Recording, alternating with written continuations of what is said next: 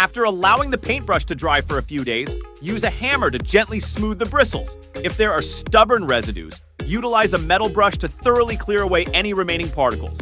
Wash the paintbrush with water to remove any remaining paint or debris. Allow it to dry completely to prevent any moisture-related issues.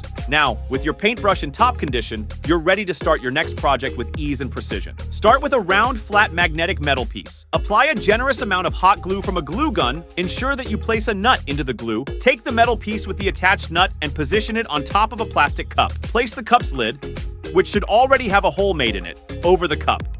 You can easily pick up the small metal nuts with the magnet and release them where you want by lifting the larger nut, making the tiny nuts drop. All this using the power of magnetism.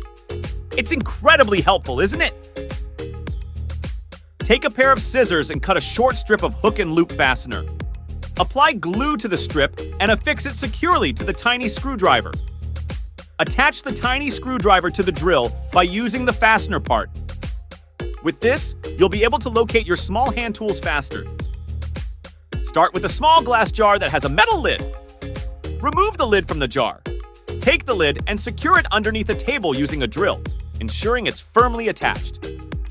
Now, you can take the jar and place it onto the secured lid, effectively saving space and making it easier to find everything you need. Are your old scissors not cutting properly anymore? You don't need to buy new ones. Simply grab some aluminum foil and cut it several times with the scissors. This will quickly and easily sharpen the scissors, making them as good as new. Take a wire and a nail. Nail them both into the same hole so that the wire stays securely in place. You'll have a safe and secure setup. If you have a mark on the wooden surface, like a tabletop or the slab that has been used previously, that's hard to remove, try this. Apply some glue directly to the mark. Place a cloth over the glue. Add a little water to the cloth. Use an iron, but be careful not to burn yourself. Place it on top of the cloth for a while. Afterward, use sandpaper to give the wood a nice finish.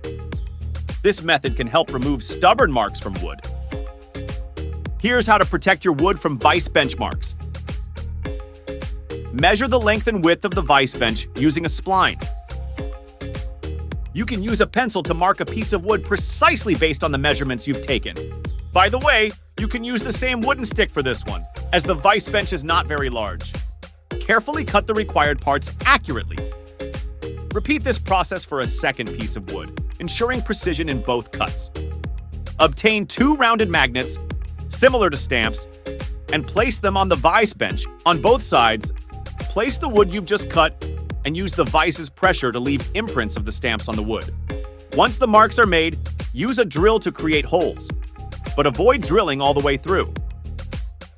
Now use glue to secure the magnet stamps into the holes you created. Wait for them to dry completely. Once dry, place them on the vise. The magnets will hold the piece of wood securely in place. Test it with a piece of wood, and you'll notice it no longer leaves marks. It's incredibly helpful.